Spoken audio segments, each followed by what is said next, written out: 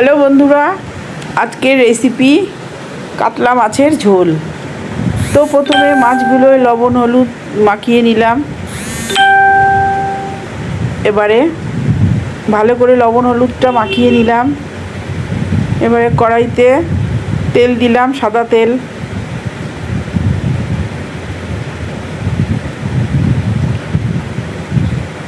এবারে মাছগুলো দিয়ে দিলাম। এবার মাছগুলো একটু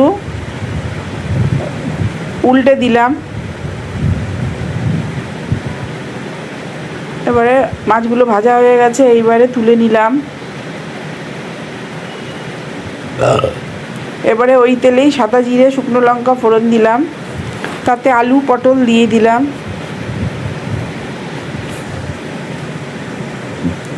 তাতে লবণ দিলাম হাফ চামচ, আর হলুদ দিলাম হাফ চামচ দিয়ে এবার আলু পটলটা ভেজে নিলাম।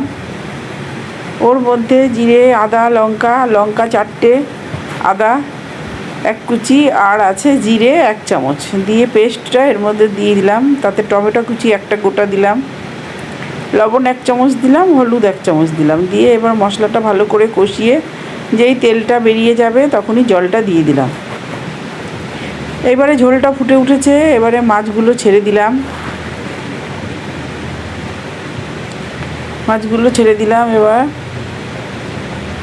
এবারে ঝোলটা 10 মিনিট ফুটলেই আমাদের কাতলা মাছের ঝোল রান্না রেডি। এবারে নামিয়ে নিলাম ঝোলটা। আমার রান্নাগুলো ভালো লাগলে অবশ্যই একটা লাইক কমেন্ট শেয়ার সাবস্ক্রাইব অবশ্যই করবেন।